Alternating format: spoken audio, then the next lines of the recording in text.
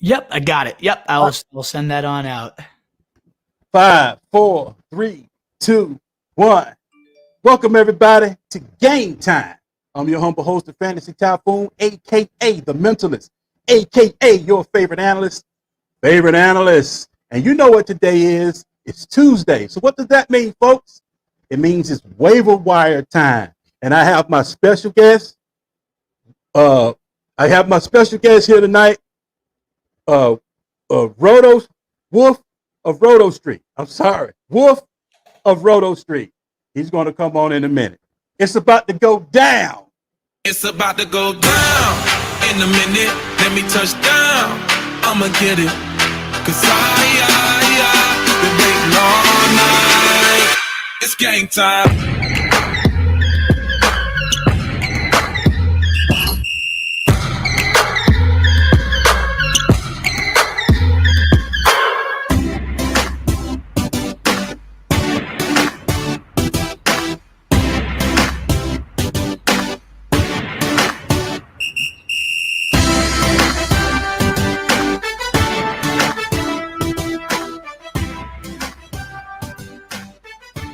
Yes, everybody, it's the Fantasy Typhoon, aka the Mentalist, aka your favorite analyst. Welcome to the show. Look, if you're watching on YouTube, smash the subscribe button, smash that like button, so you can get those notifications when I go live. Because I have plans for this show. Once I reach 1,000 followers on YouTube, oh, that's when the takeover happens. I have special waiver wires. I have a special way to hit me with your start sits and your trades questions. I'm going to revolutionize how this is done, but I can't tell you how it's done right now. I can't let you into the bag of secrets, but make sure you follow the Fantasy Typhoon. Make sure you get to me. If you're watching on Periscope, thank you for watching on Periscope. Make sure you smash the subscribe button so you get those notifications when we go live. Hashtag ASKTFT is always in effect. So if you have any questions, if you can't reach me either through the other channels, hashtag ASKTFT. That's how you get to me. Let's get those questions answered. Let's get you rocking and rolling. Let's get you winning to your championship. Now, of course, Monday is hurt or help. That's when all the information I gave out, I'll come back. I'll stand in front of you. I'll be held accountable. Look, Typhoon, you hurt me, man. Or look, Typhoon, you helped me, man. Hey, we'll sit back and grow together as a community. Tuesday is the Waiver Wire Show. Special guest tonight, Wolf of Roto Street is here tonight. Absolutely. He's going to bring some heat to those waiver wires. And we're going to get that fab money in, and we're going to get you rocking and rolling and get you ready for your championship. Jacoby Myers, oh yeah, it's coming. Wednesday, I do a show called Can You Beat the Coin? And that's with my good friend Jeff Hasley of the world famous Football Guide. So that's catered to more of you bettors. So if you bet, you know, we go over the spreads, we flip a coin with the spreads, and then we kind of pick which one we want to beat, trying to beat the coin, and then we pick our picks and, you know, go against the coin, things of that nature. So that's more of a betting aspect than the spread aspect. So we have that for you. Thursday, I have Dr. Jesse Morse coming on from the Fantasy Doctors. He's going to be my special guest. Thursday. We're going to go through all the injuries. We're going to get your injury report updated right here on Game Time every Thursday. This Thursday is Dr. Jesse Morris of Fantasy Doctor, so make sure you check that out. Friday is what I call Freestyle Fridays. That's when I give you my rankings. That's when I have my algorithm ready to go. Boom. That's when, hey, all the start sits come. I can tell you if Dalvin Cook is going to hit. I can tell you if James Conner is going to hit. I can tell you if Joe Mixon is going to hit, Zeke, whatever, because it's all about the defense against the offense. Now, without further ado, I know you guys have been waiting. Thank you for waiting patiently. I got my man right here, Wolf of Roto Street, man. Thank you. Thank you. What's up, man? Hey, what's going on, brother? Thank you so much for having me on. I'm thrilled. I love the energy you bring to this show. I'm excited to help out the people, get some good waiver wire picks going, because we know Tuesdays are crucial for that. Sounds like you got a great weekly lineup coming this week too. Game Time's popping off, man. That's awesome stuff. Let's do it. Let's do it. So look, if you don't mind, to my subscribers, Wolf, folks who don't really know you, can you just kind of introduce yourself and kind of let folks know what you got cooking in the oven, you know, and what they can be looking out for you on your channel and what you're doing? Absolutely, man. Appreciate that. You can find my stuff at Roto Street Wolf on Twitter. Our site's the rotostreetjournal.com. We breed and feed fantasy wolves. The Fantasy Fullback Dive is our podcast. We pave those paths to 2020 titles. You can find all our stuff on YouTube, Periscope, all our live streams on Facebook as well. If you like to watch the live streams, I love those, answering questions just like you do, my man, 5 days a week. Love streaming live, getting to the people, because that's why you're all here, is to get your questions answered. And I'm happy to help however I can. So tune on in any day of the week and you'll find our stuff. And just love talking ball with anybody. So that's why I'm here. That's what we're going for. So let's crush this waiver show, my man. Let's do it, Wolf. Let's do it. Look, first off, I always like to say, I say it privately in the green room. Thank you for taking time out of your busy schedule to come sit back and talk some fantasy football with good old Typhoon, man. Yes. Thanks. I got to give it to you. Thank you, Wolf. No doubt, man. I appreciate you having me on. You don't have to thank. This is a pleasure. Now, look, before we get to it now, I need to tell the folks something. I've been following you for a while. I've been listening to your show, been a big fan. Finally got a chance to meet you, man. This is fantasy football. It seems like you never meet a stranger, man. Once you get out of Twitter or out of social media and get somebody behind the curtain, man, and just have a conversation, man, we all the same. Yeah. Have some fun, man. Let's talk some fantasy football, right? Exactly. Now, let me do something for you right quick. Let me pay homage to you. All right. Now, you have a show called the Fantasy Fullback Dive, right? It's called the Fantasy Fullback Dive. So you got to get that. So those of you who are not familiar with Roto, with Wolf, the Fantasy Fullback Dive is the name of the show. Now, listen to this intro. Fullback belly. 3 tight ends, including Abner. Kuhn is the fullback with the first and goal. Kuhn gets the call. Pyle driving his way in for the touchdown. What a great second over. Y'all don't really want it like here comes the. Is that insane or what? Was that perfect? It was. Can you please let me in behind the curtain? Be a little transparent. How in the world did you come up with that? Because see, I got Game Time and I use, Game Time. Man, please tell me about that intro, man. I love it too, man. It's great stuff. My buddy Nate, I grew up with him. He's an audio wizard. He goes on tour with like professional bands all the time. Like that's his job. And we've been childhood friends. And I was like, we have the Fullback Dive. It's our show. The boom song is like the ultimate fullback hitting. And I just searched like fullback touchdown. And of course, Johnny Kuhn. Who else but John Kuhn? Kuhn. That's what I'm saying. Kuhn. Exactly. It had to be Kuhn or it had to be Juszczyk. It had to be either Kuhn. one of those. Had to be Kuhn. Either one of those, it was a fail. It was a fail. Look, then exactly. You got the announcer saying 13 personnel. They had to go. I'm like, oh my God. That's beautiful, man. I just got to say, man, that your intro to your show, man, is bananas, man.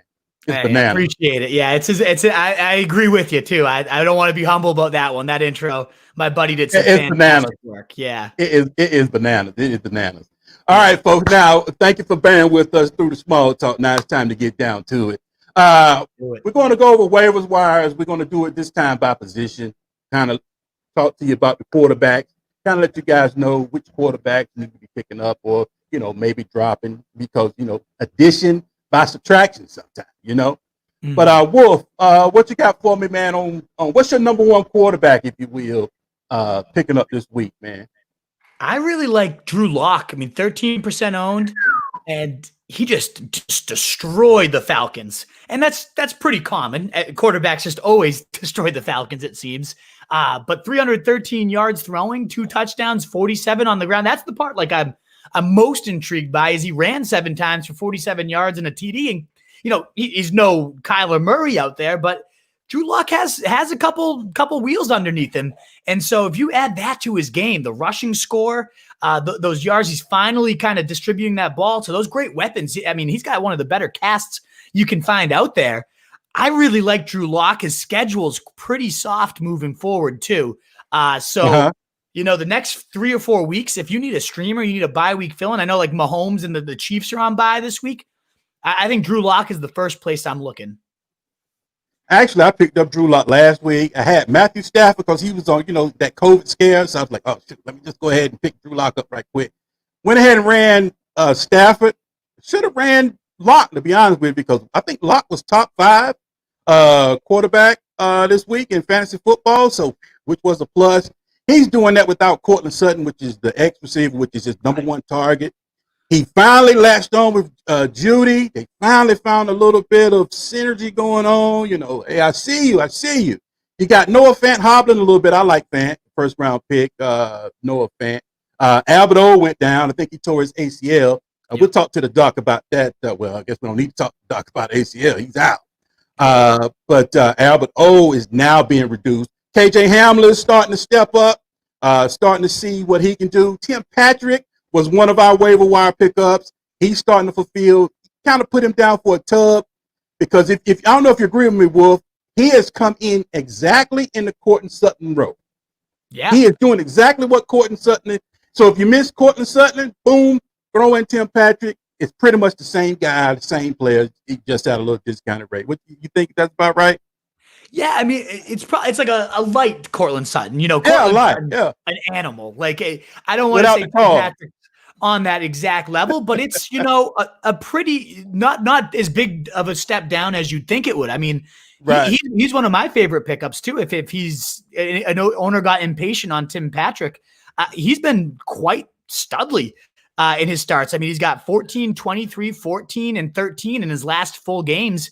That's not bad at all. Now, quite Cortland Sutton, maybe not, but dependable wide receiver 3 every single week. I like Tim Patrick quite a bit for sure.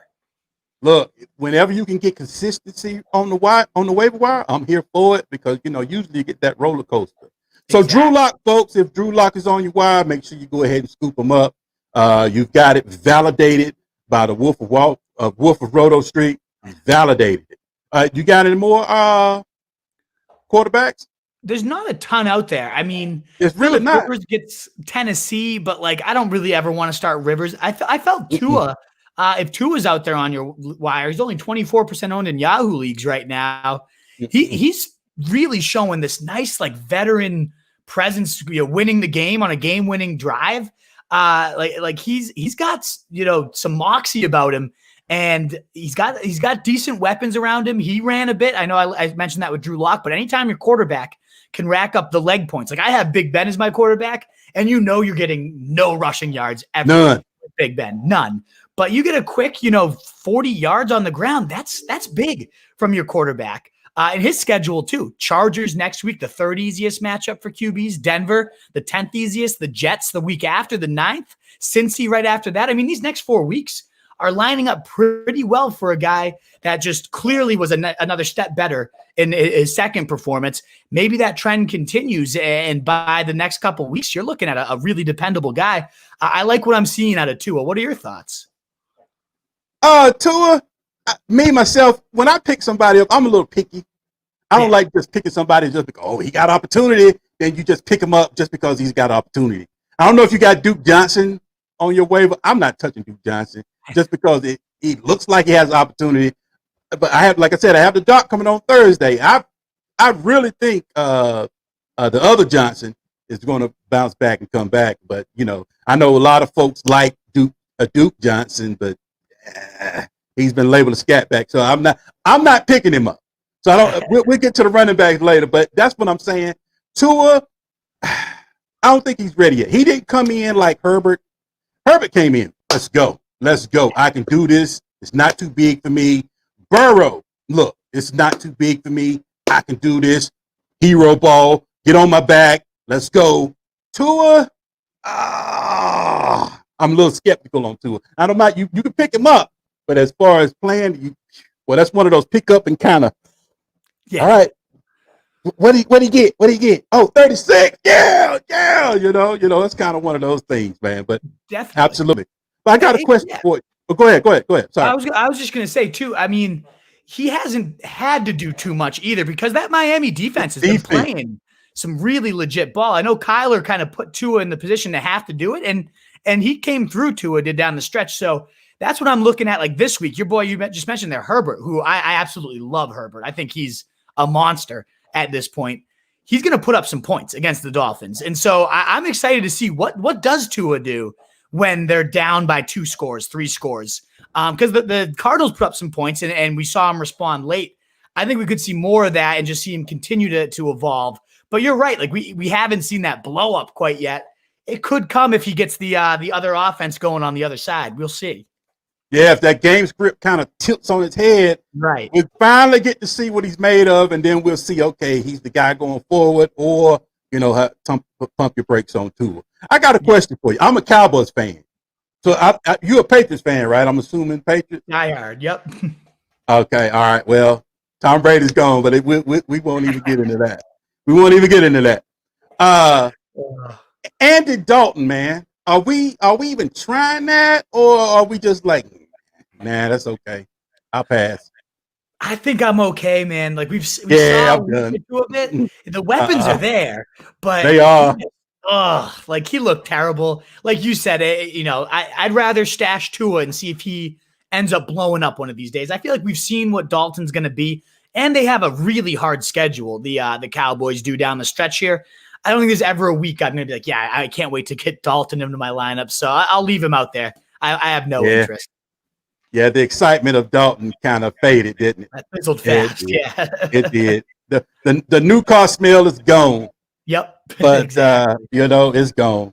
If any more quarterbacks, Wolf, let's go ahead and get into some of these running backs. Did you have Duke Johnson on your list? I'm just curious. Did I crush that one for you? So he's on the list in the sense that if David Johnson's out, you're looking at a guy that he got 16 carries this last week, 4 targets. So anytime you can get 20 or so chances from your running back, especially when it's in an offense like the Texans, which is one of the top 7 or 8 offenses in the league right now, coming against Cleveland, not a great defense by any means, his old team. So maybe he'll be motivated. If he's the starter. You know what I mean? Like if he's the starter and he's going to see that work, okay, I'm into it. Maybe it's like I feel like Gio Bernard's kind of similar, right? In the sense of like, yeah, I never really want Gio Bernard, but when he's starting, the scat back suddenly gets 15 to 20 touches. He could put up 15. I mean, Duke Johnson put up 15 this week, found the end zone this week, and was the running back 8 in fantasy. So I could see Duke, if he's the starter, being very viable. You're obviously taking a risk if you blow a ton of if your fab money, your number one priority. I wouldn't go and do that because there is a chance David Johnson just plays and Duke's nothing. So ultimately, he's not the number one running back on my list. He's on my list, but I have a couple guys ahead of him. I guess you're right. You corrected me there. I feel you. As long as he's in the lineup by himself and he has opportunity for touches, kind of like Kalen Ballage last week, just kind of came out of nowhere and just, exactly. He did what you wanted him to do. He came out, one opportunity. I think he's back on practice squad now, right? It could be. Depends on what Justin Jackson's status is. Eckler. Ballage might be the guy again this week if those guys are still out. I thought they already demoted him back to practice squad. Oh, did that? I haven't even checked it yet. I didn't see that news. Brutal. I don't know. I need to check. I'll check and see. That would be brutal. He has a big day on Sunday, and then just had a big day. Everybody ready to pick him up. Boom, he's back to a pumpkin. Yeah. Cinderella lost her slipper, got her slipper back. Yep. But look, folks, thank you for watching. Make sure you subscribe. Periscope, YouTube. We're doing this every day. It's Tuesday waivers. I got my good friend Wolf here. So we're going over these waivers. Got a question from Michigan legend. We'll get to you in a minute.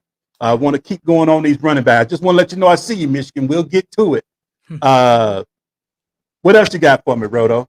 Yeah. So beyond Duke Johnson, I like J.D. McKissick, and I'm not sitting here saying I love J.D. McKissick. No, it's like pass catching role. 14 targets. Absolutely. Only Tyreek Hill with 18 targets had more than him this last week. I know. That's crazy. That's crazy for J.D. McKissick. And it's infuriating because I love Antonio Gibson. I think he's an absolute monster. He was a wide receiver in college that you turn into running back but then take off in passing downs. Doesn't make any sense to me. I don't understand the logic at all. But ultimately, I'm just going to find the stats and play the stats. And right now, that's McKissick. He's the running back 20 over his last 4 weeks. He played 3% of the snaps compared to only 46% for Gibson. Gibson has 1 third down touch all season. So it is that pass catching role. If you play PPR leagues, guy has been an animal, J.D. McKissic. Was the number 3 running back behind only McCaffrey and Dalvin Cook this last week, and he's still out there in 75% of leagues. So if you're looking for a pass-catching back in your PPR leagues, you can do a lot worse. And he faces Detroit this week, too, the worst defense against running back. So I like McKissic. He's my number 1 running back play.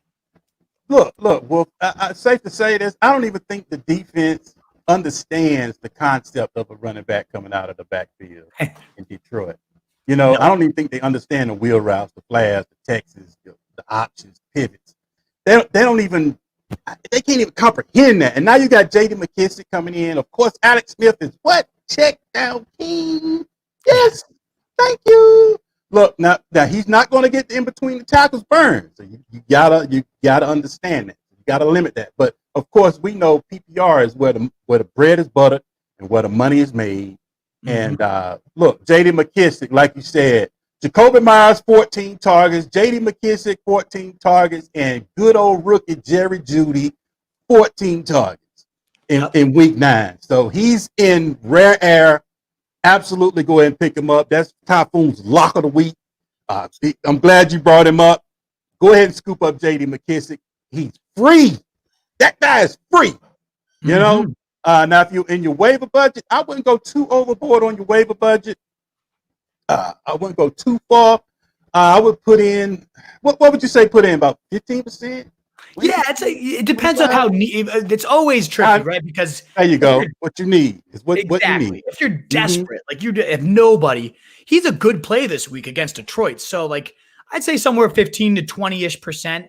I'm still holding out hope that at some point Gibson takes over some of that passing work because Gibson's electric in my opinion. And if that happens, he's going to be unstoppable. But until it does, I think J.D. McKissic is a very viable. I was just doing my ranking show right before this, and I want to say I had him at running back 19 or 20 this week, and he's on the waiver wire right now. So that's, 15, 20%. And if you're desperate, maybe even a little bit more. I like McKissic. I do. He is an excellent flex play. I always preach and teach. So if you go by the channel, I have over 220 tips and tricks of fantasy football that I've been uploading. That's kind of like Wolf. That's kind of like my legacy. When I pass away, hopefully that channel, those 220 tips and tricks will still live on, will outlive Typhoon, and that will be my legacy to the world. Because usually these tips and tricks don't really fade away, do they? It's pretty much the same, right? Exactly. In your flex position, you really want to have a running back there that's going to get those targets and get the run in between the tackles and the goal line work, which McKissic might not get all that, but that's what you really want in your flex, in my opinion, above a wide receiver. But we'll talk about that a little bit later. Mm-hmm. Got a question here. Let's go ahead and handle Michigan. Noah Pringle, I see you. We get to you in 1 second, my friend. Let's go ahead and get to Michigan legend. Can you see it? Adam Thielen, Cooper Kupp this weekend. My other 2 wide receivers I'm starting is DK and Fuller. Yeah, you got to run DK. Fuller's running hot. Actually, I have him on the play of the day. I was getting ready to bring it up, but I don't know. I think I'll just leave it. I don't know. I might bring it in. The play of the day is Will Fuller, folks. I got him set up, primed, and ready to go. But Adam Thielen or Cooper Kupp this weekend. What you got? That's a tough call. I mean, 2 great receivers. If Thielen's facing Chicago, and that's not a great matchup. And they've been just the way Dalvin Cook's playing, like Kirk Cousins hasn't thrown more than 20 passes in 2 straight weeks, and that's what they want. And if Dalvin Cook keeps playing that way, that's what's going to happen. So I'd rather side with Cooper Kupp here, facing Seattle. That's the worst matchup, the worst cornerbacks in the league right now. Most points allowed to wide receivers. That game seems like it's bound to be a shootout. I'm going to go for the passing, like the big blow-up style of Cooper Kupp in that game, and I'd bench Adam Thielen here. And I love the other 2 starting receivers there. So I like benching Thielen for Kupp here. Kupp got, 18 targets last week or something? I think it was like 21 or something. Yeah, crazy. 21. It was just an insane number of targets. Now, that's not going to be repeatable. That's not a weekly thing. No. But let's just let you know that game script gets out of control. It's possible. It's possible. Yeah, it's possible. It's possible. That's the point I'm trying to make. Absolutely. Wilson's going to put up his points, and that defense is any receiver against the Seahawks is always gold because it's always going to be a shootout. Wilson's going to put up his points, and they're always going to be able to put up their points on the other side. So I really like that game. Like daily fantasy wise, I'm definitely going to be looking for Kupp, for Woods, for Goff even. Like I'm into it. I'm definitely into it.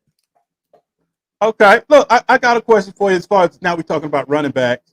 Lamar Miller, I think, is he about to be activated in Chicago? Is that something that we should kind of be looking for? Or just it's a great, that's a pretty good, like, deep name to throw out that I don't think a lot of people are thinking of, Typhoon. So that's I like that you're thinking. I got a blindside you now. You did, yeah. I mean, look, Montgomery did get concussed. He's in the concussion protocol. They do have till Monday night to kind of figure it out and see if he can clear it. But yeah, I mean, if not, they don't really have an actual running back. They have Cordarrelle Patterson. They have Ryan Nall, who didn't get a carry, but he got 4 targets. Both of those guys are more like receiving outlets in the backfield rather than an actual runner. So to me, if Miller's activated, he's probably going to be the favorite to get early down work. Who knows? We haven't seen the guy play in 2 years now, so I can't sit here and be like, you got to get Lamar Miller in lineups. But I also would be intrigued to at least stash him because David Montgomery has been an absolute trash bag in terms of he just gets nothing done. He gets all this work, he gets easy matchups, and he puts up like 6 points. I wouldn't hate to see somebody else come in and dominate. Like maybe Miller still has it. I'd be willing to stash him if he's activated.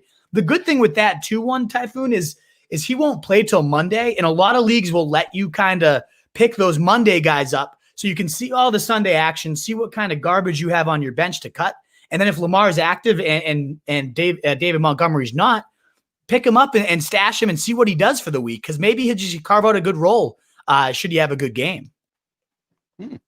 Good advice. Good advice. It's an intriguing name. I didn't even think about him. Man. Yeah, I know you weren't ready for that one. I know it. I know you weren't ready for that one. Typhoon dig deep, man. I do my work. I see your questions over there, Noah Pringle and Sarah Riley. We'll get to you in 1 second. Any more running backs you want to dish out? The big ones were McKissick and Duke Johnson. Kalen Ballage, if he's not on the practice squad, did have a pretty big day. The running back, that's how crazy it was. McKissick was the running back 3. The running back 4 was Kalen Ballage for the week with 16 points. But that offense can move. I mean, Herbert is the real deal. I'm a huge believer in him. And so whatever running back it's going to be getting the work, I'm interested in. That's the tricky part is it going to be Justin Jackson? Is it going to be Josh Kelly? Is it going to be Ballage now? To me, it looks like Ballage. I don't know that will continue to be the case because it's never consistent week to week. So it'd be tricky to trust, but he does get Miami, not a terrifying run D. And so if he's not on the practice squad and if he's in line to get some work, I like him. And then Jordan Wilkins is the other one I would toss out there. Out snapping and out touching Jonathan Taylor, 61 snaps and 31 carries to 34 snaps and 20 to 21 for Jonathan Taylor these last couple weeks. So their schedule is soft. They got a joke schedule coming up. Tennessee's not a hard matchup at all. If Jordan Wilkins is the guy against that schedule, then he could be really intriguing down the stretch. So I like adding him and seeing how this backfield continues to play out. Now, I just did a quick dive. I thought Ballage had went back to the practice squad, but I really didn't see any verifications of that. So it looks like he's still active. So and like I said, so he still could be a serious play. He looked good out there, man. He was really catching the ball. He was moving. He kind of hesitated on getting that first down on some plays. He kind of danced a little bit when he should have just put his head down and go get that extra half yard so you won't have a fourth and a yard or whatever. I'm pretty sure the running backs coach got on him about that. But as far as those little, hiccups and things like that, from my observation, look, Ballage looked like a capable running back that could actually sustain some carries. He looked good, man. You just got to get away from Adam Gase, right? As soon as you get out of Adam Gase's my God. You end up taking out. look, soon as you social distance away from Adam Gase, you become a stud, right? Exactly. Look, no, I see yours right quick, but since we're talking about running backs, let's just get to Sarah right quick. We got one in from Sarah right quick. She's talking about McKissick, so I just thought ahead and go ahead and put her in play. Yahoo Fantasy has McKissick over Gibson. Do you agree? She currently has Gibson. You agree on that? I don't, just because McKissick might outscore him, and he did outscore him this week. He's outscored him a few times this year. But in terms of like Game who do I want to own, right? It's like I don't want the guy that's only the scat back. I want the guy that is right now the early down guy that looks great whenever he gets touches. And maybe, just maybe, I mean, he was a receiver. Again, I want to emphasize this guy was a receiver, an explosive receiver in college. So there is a chance at some point he takes over that every down role. And if that happens, I mean, anytime he's gotten the work, Gibson's looked great. He's a very, very explosive runner, great receiver too. So if and when that happens, his ceiling is like top 7. McKissick will always be this like, scat back, and like he'll be okay. And again, usable, especially against like a team like Detroit. I get it. I'm not trying to hate on McKissick. We just, again, saw 14 targets, and Alex Smith loves just dumping down to his running back. So that's going to continue if he's the quarterback coach. But like, I just still, the ceiling of Gibson, the talent, all of it is so much higher, in my opinion, with him for Gibson than it is for McKissick. What are your thoughts? Man, don't ask me that one, man. I might run McKissick out there just for the simple fact I have a nice floor.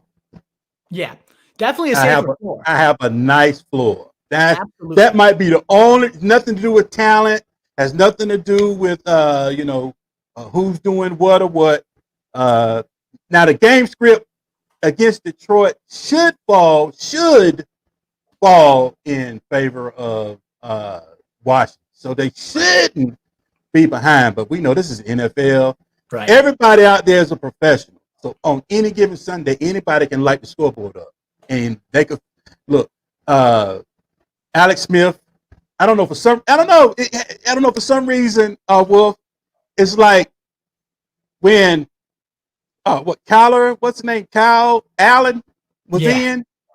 They kind of blocked a little bit, but as soon as like Alex Smith enters the game, it's like the line, like, man, we don't like you, man. Everybody just get out the way. Go. Alex Smith gets smashed for some reason. I don't know what it is. Maybe he's holding the ball. I don't know what it is with Alex Smith. He's taking a lot of sacks, in my opinion, sure is. From what I've seen. But yeah, to answer your question, Sarah, in my opinion, I might run McKissick out there just for the floor. If I get 5 catches, he can give me 10 points. I'm pretty much looking for 10 points from my guy, But Gibson could end up with 102 tubs. So right. But I don't know. I'd rather put 10 in the bank than 22 maybe. Yeah. But that's just me. Totally agree. That's a great breakdown. It's the floor is McKissick, the ceiling's Gibson. I personally always just go after the ceilings. I can't avoid it. I want the blow ups. I don't want the 10. I hear you, man. I want the 50. Because just think about it. What are the odds of another 14 target game? What are those odds that he do that again? Because it was already odds, unbeatable odds for him to do it one time. Now do it back to back. Not happening. That's a tough order. Yeah. Let's see. Before we finish running back, let's go ahead and get Noah out the way. What's up, Noah? Thank you for being patient. Noah Pringle 7. Thank you for being patient, sir. Do you guys think it's time to start worrying about Lockett's fantasy production? It's tricky because I saw that it's graphic. Matchup based. That's matchup based, man. It is. Only offensive coordinator know. But go ahead. I'm sorry. It's Andy Holloway, the fantasy footballer. She put up a good graphic today. Where I think there's one game he had like 45 points against the Cardinals a couple weeks ago, and he was the number 1 receiver in fantasy. But every other week he's been like 6 or under, and so But I know you just said you're a floor guy. There's not a big floor with Tyler Lockett. There is a huge ceiling. It's one of those things like I don't worry too much because of how explosive that offense is, how good Russell Wilson's looking. But if you're using Lockett, you just have to know what you're getting. You have to know there's a very real chance he could get 5, and there's a very real chance he could win you your week and get you 50. And that's a little maddening at times. But that's what it is. It's not going to change, Noah. So it's like, that's you got to just either accept I'm playing it and I might get nothing, but you might win me the week, or you got to, if you can't stomach that, and some people can't, Some people would rather have that steady. If that's the case, then you got to just try to move him for the name value. But I'm not overly worried. The schedule is not too scary. I mean, they get the Rams this week, so Jalen Ramsey, that is scary, but he'll probably be on DK, I imagine. So I like Lockett. I still like Lockett. I don't know, though. You're a floor guy, so are you kind of against Lockett? What are your thoughts? I'm not really a floor guy, but in that Washington situation, knowing that he with Alex Smith missed the check down, I kind of gamble on that floor. You know, I kind of take my chances with that floor, that situation. But Tyler Lockett, I would well, I don't know if that's dynasty. If it's dynasty, I would wait for one more game, and I would do what I call look at my tutorial videos, what I call a 7-day cash out. I got 7 days to get you off my roster. Once he blows up, you know, once he has another one of those 32, 44s or whatever, I got 7 days, Wolf, to get rid of you. You know, put it in the chat. Put it in the chat room. Look, Lockett for sale. Look, come get him. Take it. Accepting offers. Just send me something. Everything's welcome. Let's get in negotiations. If I can find something that's affordable that meets my needs, he's gone. But that's my opinion. Because next year his contract is up, and we already know this is DK's team. What you hear about the whole offseason? Russell Wilson took DK Metcalf. They went off together. I think it was California or someplace. I don't quote me on that. Spent 2-3 weeks with him working on routes, teaching him how to do the curl, teaching him how to do the comeback. You know, all the things that, you know, we said he couldn't do, you know, coming out of as a rookie, coming into the game as a prospect. So he worked on those things. So look, Russell Wilson is already crowned DK Metcalf the dude. So it's just a matter of time before that actually takes place in the real game. So some of those little clues like that, you know, listen with your eyes is what I call it. But I'm sorry to rant and go off on a tangent, but Tyler Lockett, yes, it is time. Your question is, Noah, do you guys think it's time to start worrying about Lockett's fantasy production? Yes, I would say yes. It is. Any more running backs, Wolf? Any more running backs up that sleeve? Come on, man. Hit me. I don't have much. I mean, it's a pretty light week. We covered, obviously, again, just to reiterate him, J.D. McKissick 1. I got Duke Johnson 2. Even if it's just 1 week, he could get you some good points this week. Jordan Wilkins, Kalen Ballage. I'd say the last names to toss out there, Cam Akers, maybe. Cut in a lot of leagues. I cut him personally wherever I owned him. But we've seen a lot of rookies. Yeah, I cut him. Not Dynasty. I would never cut him Dynasty. Not Dynasty, no. Of course you hold on Dynasty. But redraft, seasonal leagues, it's like he's behind Darrell Henderson. He's behind Malcolm Brown. I got sick of it. It was a cut out of anger, so maybe I reacted a little too fast. A rage drop. Yeah, exactly. The hate cut, right? Big hate cut. But he's one, you know, we've seen these rookies come out of bye weeks and have big weeks. So maybe this is where the coaching staff is like, all right, we have a week off. Let's scheme around it. Let's get this guy going again. Maybe, just maybe that happens again. I'm not sprinting out to get Cam Akers, but I could see a little more involvement. Or if Darrell Henderson's injury lingers, he could be intriguing. And then just want a Hail Mary I'm going to chuck out there. And this really deep leagues. But we've all seen Derrick Henry has a crazy schedule moving forward. Like I know where you're going. So I know where you're going. He's going to steamroll. But if anything ever happened to this guy, like God forbid something ever happened to Derrick Henry. Right? So Donta Foreman. Yeah. I knew it was coming. Go ahead, man. If he's the guy, man, like that, he's exactly. I know you dig deep, so not very many people would be like, "Oh, I know what's coming." Yeah, Donta Foreman, like he's back, and he's actually on the Texans, and he's gotten 4 to 6 carries the last couple of weeks, and looked like a pretty solid back. Of course, when you're next to Henry, you're going to look like garbage because Henry's just one of the best to ever do it right now. But if anything ever happened to him, and I don't think it will because he's a tank. I'm not hoping anything ever happens to him. He's the man. Like this is just in terms of handcuffs, right? Like nobody ever looks at him, but he's one of those guys that if something did happen to Henry, there's very few guys someone would go out and blow $50 of their waiver wire budget on. I could see Foreman being a guy, like if something happens to Henry, that everyone's blowing all their money to go get. If you have the bench space, stash him away and beat the rush if anything ever did happen. I don't think it will, but I'm talking really deep, really, really deep leagues worth looking at too. See, that's what I'm talking about. That's that advice that nobody's thinking about, that you're bringing to their attention in that break in between week 9 and week 10, in between that little lull. You're putting folks on notice. Folks that watched the show said, okay, Donta Foreman. That's that what I call Wolf league winning advice. That's league winning advice. Let me give it to you. Let me give it to you, bro. That's league winning advice right there. You never know when Donta Foreman could be elevated as far as that every down guy. He can catch, he can run between the A and B gaps, he can take goal line carries, 4th and 1, he can grind it out. And I think he had Achilles, which is the death knell to a player in any sport, let alone football. Right. And he's had time to actually recover. Right. So, and watching him, he got a couple of carries last week. Yeah. And didn't look like, a world beater, kind of like Caleb Lodge. Serviceable. Look, when you're on the waiver wire, you very rarely do you get that guy that's just going to come in and boom, right, and be that RB1 or wide receiver 1 or QB1 that's going to carry you and win your league.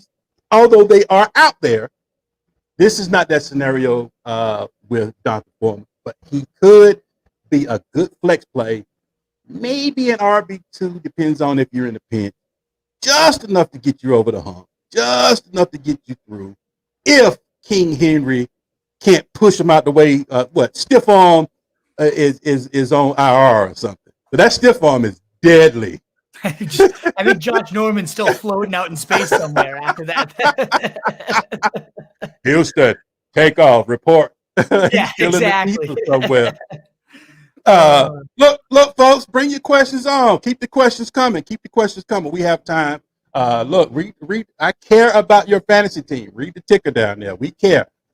I do this to try to help you guys, win your leagues. And the reason what made me birth this show, Wolf, and folks listen, if you're not aware, look, Wolf, I see folks on social media, man, have a question, and then they add an expert under it, and then they add another expert under it, and then they add another expert, and add another one, and add another one, and add another one, and none of them respond. They don't get that question answered. So I'm like, okay, all right, Tapper, we got to get in here and help these folks. These folks need help. I don't care if you're an egg as your layout. It don't matter. Your voice will be heard from the Fantasy Typhoon in game time. The show is for you. All right, let's wrap it up. Man. Love that mindset. I try to answer every single question I get too, I think that's the right mindset to be in. If you're not here to help other people, what are you here for, right? So I fully embrace that. I'm all about it. I will say, it gets busy. Like my DMs sometimes, I won't get to it if I'm doing a live stream on Sunday and people will ask me questions. I'll miss a handful every now and again, but I'm with you. I try to answer I pride myself on that. I try to answer every single question I get.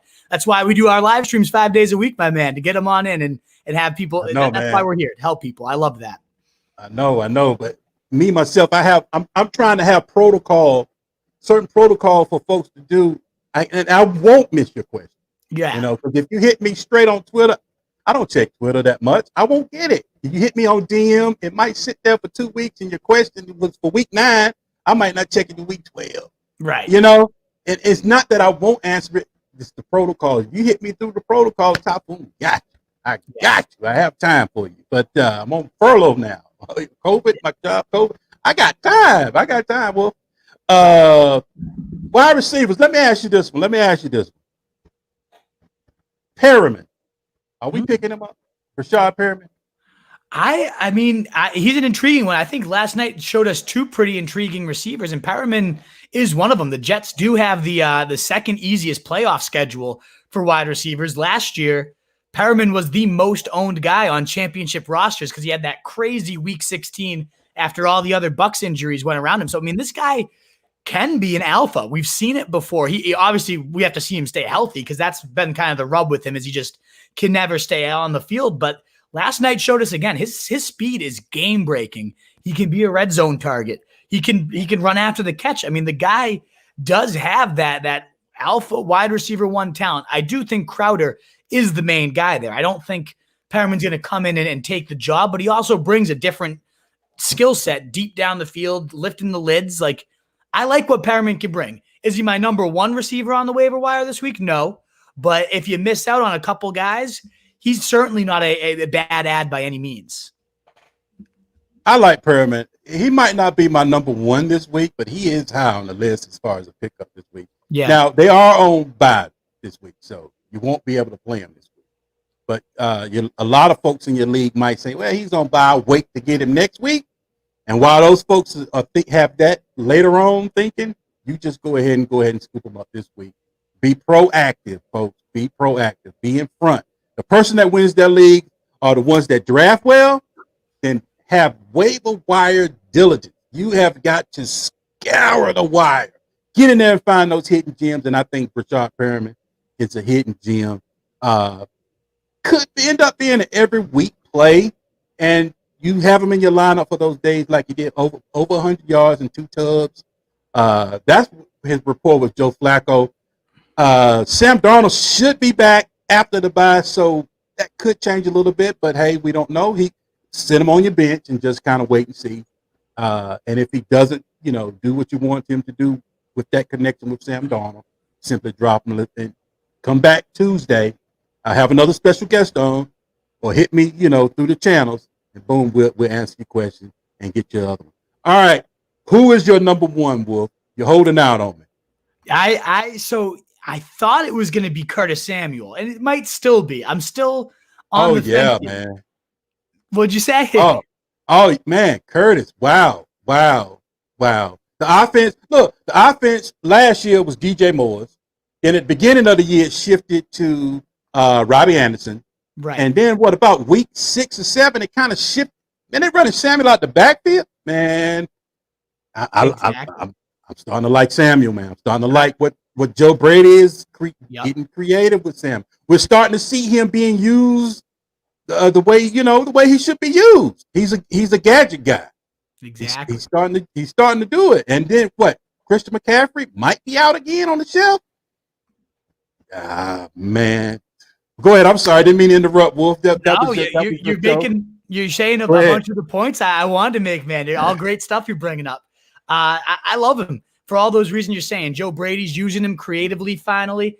He's kind of their like third down monster. I was watching the game and I was like, man, it feels like they just only throw it to Curtis Samuel on third down. And then I looked at the stats and it actually is the case. He has 19. He's got 20 targets on third down. He's caught 19 of them. So only one of them he hasn't converted. 14 of them have gone for first downs as well. That compared to DJ Moore and Robbie Anderson, who have combined for 20 receptions. So only one more combined for those two than Curtis Samuel by himself, and 15 first downs. So again, only one more first down than Curtis Samuel has gotten all year. And that's for Robbie and DJ Moore combined. So he is their third down monster. For the reasons you say, out of the backfield, moving in motion, handoffs, like they're starting to use him more and more and more creatively. 9 targets. And this week, especially, everybody worried, is he going to get it done with Christian McCaffrey? Because he's Curtis Samuel won't see the backfield anymore. Well, he had his best game of the year. So I'm a big fan of Curtis Samuel. I've always loved the talent. And I love that the usage is starting to be the right type of usage. And it's starting to be the right volume of usage too. So I'm a big fan of Curtis Samuel moving forward. I don't think this is a fluke at all. We've gotten 3 straight double-digit games. I'm into it. I'm very into it. Yeah. I don't think he's a fluke. No, Curtis Samuel is here now, and I think it's a lot of credit to Teddy. I think Teddy's game, his mold of a more of a kind of short intermediate guy, not known for his deep ball prowess. Kind of open the offensive up for Brady. Like, okay, all right, we have Samuel here. Let's do some jet sweeps. Let's do some wide receiver screens. Let's run him out the backfield. Let's hit him. Let's hit him on those post routes. And it's starting to pay off. And what I like is the guy is being looked at in the red zone. That's the number one thing I try to look for as far as my wide receivers.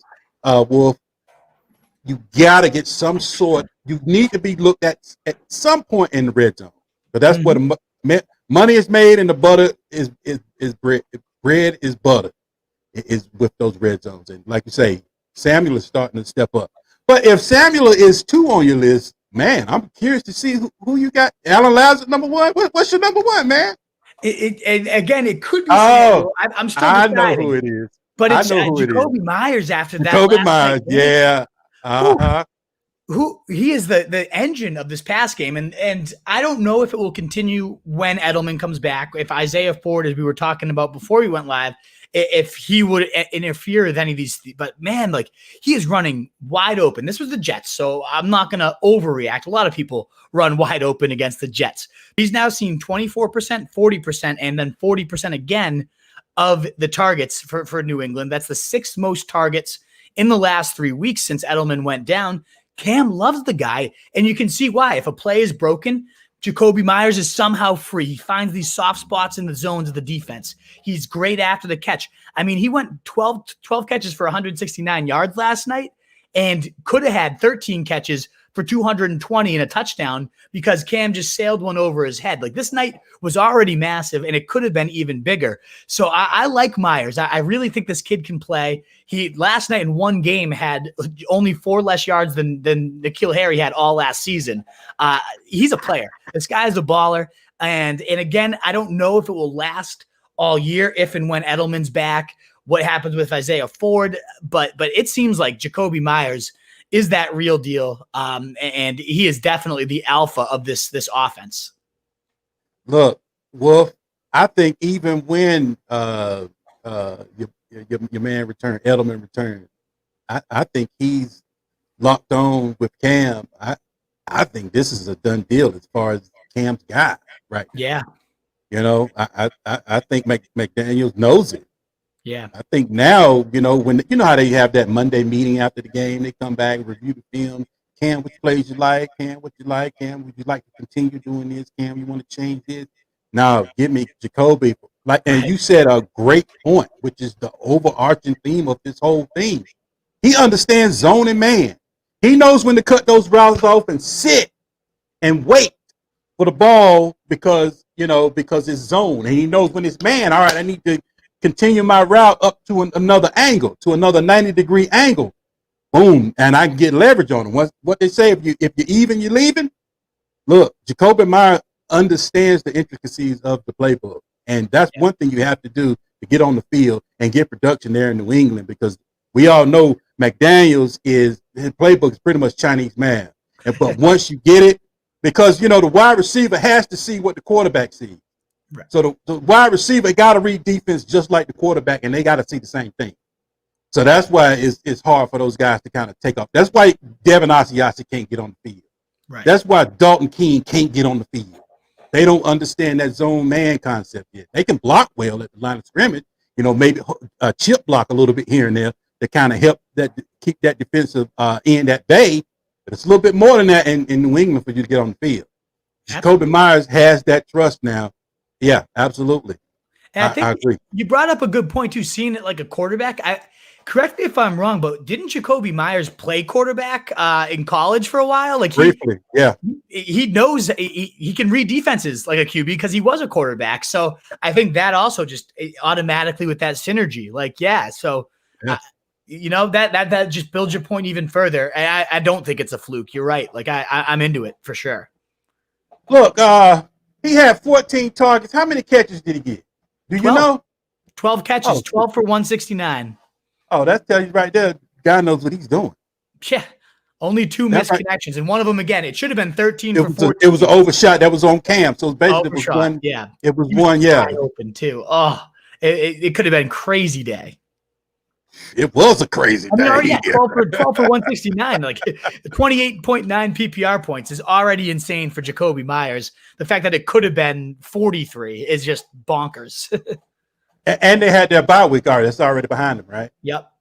So good. So now you got a guy you can pick up and you can kind of stick in there and kind of leave him now, because bye weeks is already passed. That kind of makes a little help for me as far as picking up some of these guys. If I'm picking you up, I kind of want you to be no more bye weeks. Right. So now we at the middle threshold. So I would don't have to, but I would like to have those bye weeks in the rearview mirror in some of these cases. I have a couple more questions coming in. I see you. Inceptivas, what's up, man? That's my dog right there, Inceptivas. What's up, man? I get to you in a minute. Let's see. Perriman, Jacoby Myers. Excuse me. Samuel. What else you got, Wolf? I got we talked about Tim Patrick, I believe, earlier, right? Or is that I can't remember because I did a waiver wire share earlier. I like Tim Patrick though. We talked about Drew Lock, and I like Timmy Patrick, 14, 23, 14, 13 in his last all his starts, consistent, steady. I like him. But my number 3 behind the Myers and Curtis Samuel, I love Jalen Reagor still. He didn't play this last week because he's on bye. But this man is talented. Like he's an absolute stud. Only 24% owned. He's got some game-changing speed. He's dangerous after the catch. He can attack it at the point of the attack. I get Fulgham's the number 1 there. But to me, this guy brings a whole different style of game. And if Fulgham's drawing number 1 corners, all the much better for Jalen Reagor to be dusting number 2s. I think, especially if you look at his strength of schedule the rest of the way too, the Eagles have a joke of a calendar moving forward. So I'm a big fan of Jalen Reagor. The first game back had a touchdown, didn't blow the doors off or anything of that nature, but 11 points in your first game back, shaking off some rust. Now he gets the bye week to really fully get integrated and get acclimated. I think he's going to come out firing after this bye week. So I'm a really big fan of Reagor. Now that was against my Cowboys, that touchdown. It wasn't. That was against my Cowboys. Look, our defense is trash. We don't know what we're doing. We don't know where to go. We are thinking before we're moving. We're not playing free. We have no idea what our assignments are half the time. But not taking away from Reagor. Coming in, those Zoom meetings, getting feedback from a lot of the sources coming out of Philadelphia. Those Zoom meetings actually was beneficial to Reagor as opposed to, kind of getting out there on the field and practice. For the simple fact, they had a chance to actually go over the exposition. He digested it. They actually had a chance to go over the Z. He digested it. Then they took him to the W, which is the slot. He digested it. So Reagor is matchup proof, which is beautiful. Fulgham is kind of like your ex guys, kind of like where he is. But on some of those plays, man, Reagor can go everywhere. He can do those jet sweeps. He's got that 9-route ability. We saw it in his first game, in his debut, wide open. Wentz just overshot him a little bit. That could have been a touchdown in his first ever game as a rookie, but he didn't have that synergy with Wentz. I love Reagor, man. I love Reagor, and like you say, he's had time to kind of sit back in the bye week. We all know Peterson doesn't like to run. He's not a fan of the run. Nope. He wants to throw the ball. Let's just hope we can get Carson Wentz to elevate his game a little bit. I don't know what happened to Carson Wentz. Carson Wentz is, I don't know. Something's wrong with his mechanics with Carson Wentz. I don't know if he's defiant against the coaches. I don't know if it's that Frank Reich left the building. He was the one that kind of tamed him. I don't know what's happening there, but this Carson Wentz isn't Carson Wentz that, and this is a Cowboys fan, giving you credit, Eagles fan. That's very rare. But Carson Wentz isn't Carson Wentz. But I love Reagor. Yeah. By the way. Look, we're coming on an hour. This is usually when I start, descent. What you want to do? You want to keep the descent? I get you a couple more, but yeah, I do got to get running a little bit. But I can hang on for a couple more players or questions if you'd rather. I'd rather go ahead and all right. Let's get this one in right quick from Sarah. Do you want me just to rifle through a few last names and then we'll hit the questions? I tell you what, let's do the rifle round. You got all the sound effects over there. I love it. All right, let's do the rifle round. Go ahead, shoot your best shot. So the last few names I'll cover real quick for you guys. I like Darnell Mooney, saw 11 targets, real good deep speed. I hate the quarterback, but again, 11 targets is 11 targets. If they can finally start to link up, or maybe Trubisky's a better hope, who knows? But Darnell Mooney, I think, has some real talent. He's getting some real work. Nelson Aguilar is scored in 4 of his last 5 games, and the only time he didn't score was when it was 30-mile-per-hour winds and nobody did anything. So I think at 24% owned, a lot of people cut him, and he could be very intriguing. So for wide receivers, I have those guys. And then at tight end, you know tight end's always garbage, but Austin Hooper's out there in 60% of leagues. Dude had 3 straight games at 10 or more points, and at tight end, that is rare. And that was with Odell on the field, so he could become the number 2 target, maybe even number 1 with just, Jarvis Landry's not doing anything this year. So I like Austin Hooper a lot. And then last, Irv Smith Jr., 10 yards, but had 2 touchdowns on 2 catches. And, at tight end, if you can get a touchdown, never mind 2, then you're making some good money. So I could see Irv Smith continuing to see that role elevated. Those are just the last 4 names I had on my list that we hadn't covered yet. But look, is it easy? Should we stream tight ends now? If we don't get Kels, right? I want to put Kittle in there. So, man, you got to be on the field, dog. Right. You got to be on the field, dog. Kittle don't be on the field, man. Come on, Kittle, get on the field. I love Kittle's talent. I love his usage. I love Shanahan's going to scheme him. He's going to bring you 44 points, or 14. God, you got to be on the field. Yeah. Travis Kelce. Look, a backup tight end now is what? 4 catches, 50 yards, and a touchdown. That's a tight end 1 now, right? Oh, yeah. That's huge if you can get that from your tight end. Yeah. If you get that from your tight end, man, you dance. You're like, yeah, You are so happy and jumping up and doing your happy dance. So, I mean, geez, tight ends. I mean, should we even draft tight ends anymore? I'm doing some research over the off season, man, and get back to you guys. I think I might just start going Kelce round 1 like every year. I know. I don't know why I don't do it. Look, man, he is doing it. He got what? Monster. How many? He got what? 12 targets, like 150 yards last week. Insane for a tight end. Without a touchdown. He blew it up without a TD. Exactly. Man. Like that. You're getting a wide receiver 1 at your tight end position when everybody else is getting nothing. When everybody else is getting 6 for 50. Exactly. If you're lucky. If you're lucky. If you're lucky. I started Jordan Reed and got 0.8 last week. So, the worst. That was a good shot. That was a good shot. That was a good shot. That was a good shot. That was a good shot. Complete brick. that was a good shot, though. I'm not mad. Look, when you got your 0.8 or 1.8, you don't be mad at yourself. If that was the time to take a shot, that was your time to take a shot. Exactly. I'm not mad at you. I respect you, man, for taking your shot.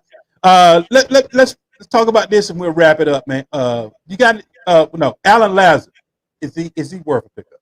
Oh, absolutely. Yeah. If he's still out there in your leagues, I would love to scoop him up. I forgot that he's even, he's still, you're right. He was only 30% owned right now. He's the clear number 2 for Aaron Rodgers. He was lighting it up. I think he was, wide receiver 10, wide receiver, like had a dud. And then he has, a blow up game for like 30 points. And Marquez Valdez-Scantling, he had 2 touchdowns last week, but he's done nothing in the absence of Lazard. Like that tells me that he's not going to step right back in. You could see how frustrated Rodgers gets with his secondary receivers. Like it's only Adams right now. I think Lazard's going to step right back in, be that number 2, and be real steady. I would put him probably above even like Curtis Samuel and some of these other guys we talked about. If he's out there in your leagues, I'd love to get Alan Lazard. Yeah. Look, I mean, MVS, Marquez Valdez-Scantling. I mean, come on. How many times is he's going to fool us? Ugh. I mean, he's fool's gold. He's not going to do it. Right. He's not going to do it. Stop playing. Stop playing with him like N'Keal Harry. Stop. He's not going to do it. Stop. Stop wasting your time. Stop getting your heart broken. It's kind of like Wolf is like going after that chick, man, and she keeps turning you down. Yeah. But yeah, she likes me. No, she don't. Right. Move on, man. Move on. Exactly. And then she'll lead you on for like the last second. He'll get a touchdown right when you're about to move on. And you're like, okay, no, I gotta keep with it. And then just you break your heart again. Exactly. Look, right when you say I'm done with her, she'll shoot you a text. You looking good today. Just Oh man. Oh exactly. man. Look, you're right back in the circle again. Exactly. But look, let's go ahead and take this question here. Well, two questions. Two quick questions, man. We'll go ahead and sign out for the night, Let's man. do it. Sarah Riley, I have Robbie Anderson. Should I be worried about Samuel getting more targets points? I wouldn't be too concerned because they play such different roles. Like Robbie Anderson's lifting that lid, he's going deep, and he's still seeing. Even when Curtis Samuel's scoring a little bit more right now, Anderson's still seeing 8 to 11 to 12. He's getting a good workload. So I'm not too concerned. I'd be more concerned about DJ Moore. Now, Moore could flip the switch and he could end up taking back over again, but him and Samuel seem to be a little bit more competitive for the same type of touches, the same type of role. Whereas Anderson's going to do his thing. He's a different mold of guy. I'm not too concerned with Robbie. I am very concerned about DJ Moore. Yeah, DJ Moore has lost that wide receiver one in Carolina. He lost that early on to Robbie Anderson. Mm-hmm. That was made known early on. That shift from DJ Moore to over to Robbie Anderson as the wide receiver one. Now he is the one getting double coverage. And once that happens, well, the first thing I do, I go back and watch the film, and I watch those double teams that are now that used to be for Moore that are now for Anderson. Can you beat it? Can you handle it? Do you understand what you're doing? And Robbie Anderson does.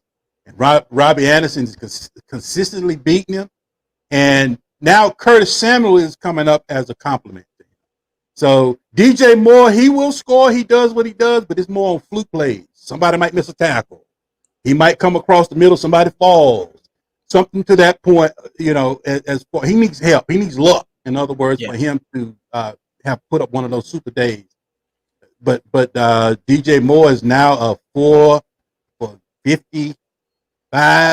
That's pretty much more now. That's pretty much more now. But your question, I have Robbie Anderson. Should I be worried about Samuel getting more targets, points? You shouldn't be worried about him getting more targets and points, but he will get more targets and points. But it shouldn't come at the demise of Robbie Anderson. Did I say that right? Yep, I agree. All right, one more, man. We go ahead and wrap this one up. Should I start Philip Lindsay this week? In September, what's up, man?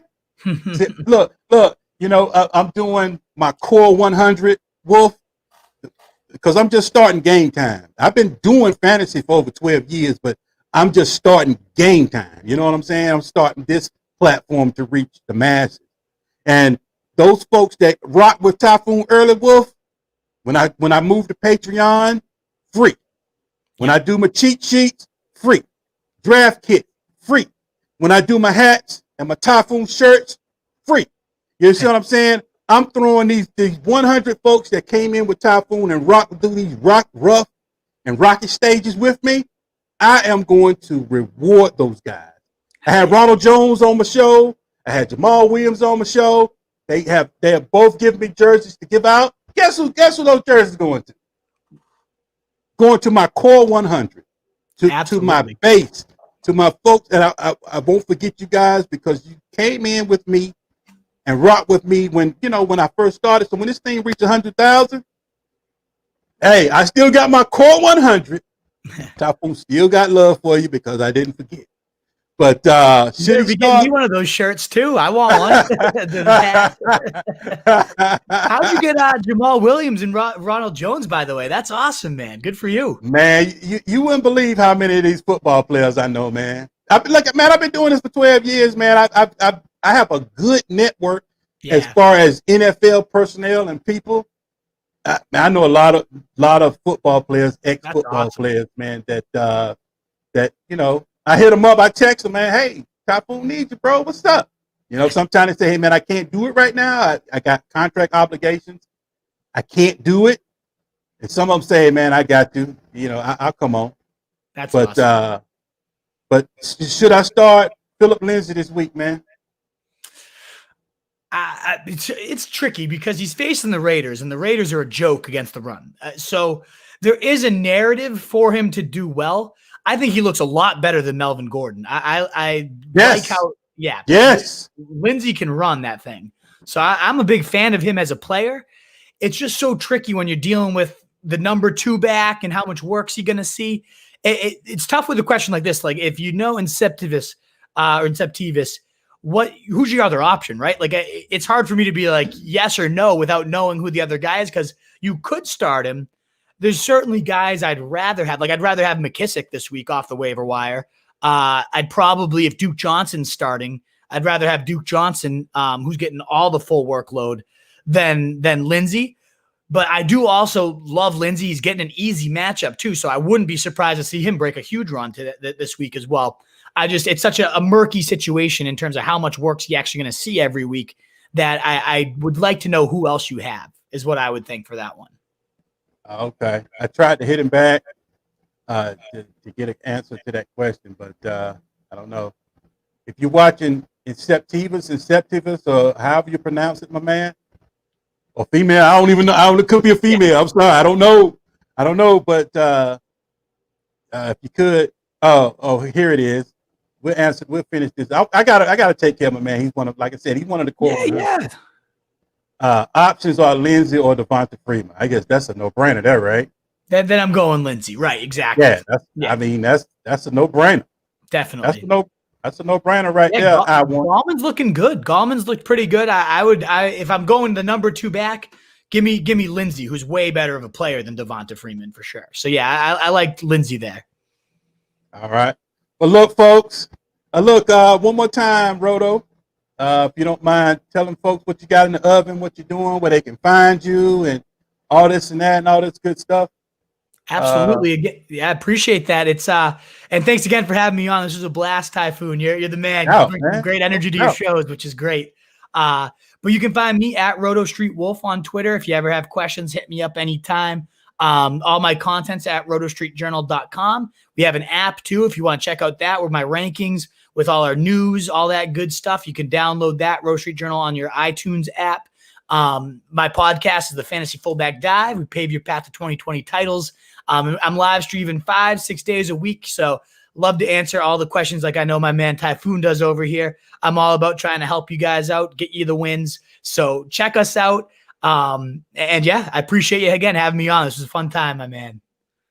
Man, I owe you one, bro. I owe you one. I appreciate it. No, thank you. Look, don't be surprised you see a little gift card from Starbucks or something. You know, you see that blue truck pull up, the Amazon Prime truck pull up in front of your house and kind of drop you off something, man. It's from old Typhoon, man. A little love to you, bro.